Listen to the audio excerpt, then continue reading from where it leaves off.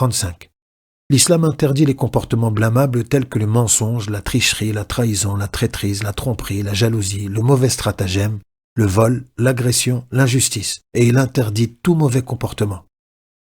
36. L'islam interdit toute transaction financière contenant de l'usure, une nuisance, un aléa, une injustice, une tromperie ou quoi que ce soit qui conduise à un fléau et à un préjudice général touchant les sociétés, les peuples et les individus. 37. L'islam est venu préserver l'intellect et interdire tout ce qui pourrait l'altérer comme la consommation de l'alcool. Il a élevé le rang de l'intellect et en a fait la raison d'être de la responsabilité.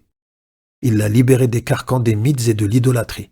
L'islam ne contient pas de secrets ou de décrets qui seraient spécifiques à un groupe d'individus en dehors d'un autre. Tous les décrets et les prescriptions de l'islam correspondent parfaitement aux raisons saines. Elles sont conformes à la justice et à la sagesse. 38. Quant aux fausses religions, lorsque leurs adeptes ne parviennent pas à saisir les contradictions qu'elles contiennent et les affaires que la raison n'accepte pas, les dignitaires religieux leur font croire que la foi transcende la raison et que la raison n'a pas sa place dans la compréhension de la religion et sa justification.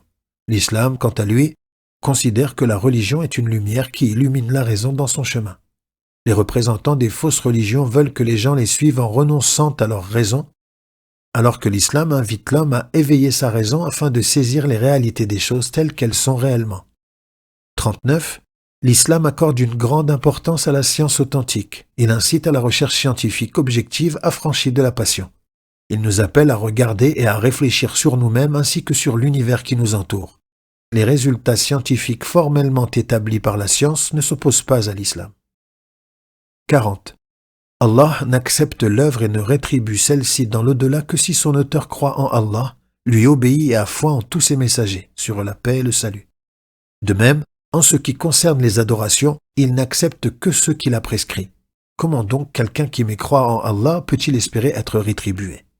Allah n'accepte la foi d'une personne qu'à condition qu'elle ait cru en tous les prophètes, sur la paix, et qu'elle ait donc cru au message de Mohammed, qu'Allah le couvre d'éloges et le préserve.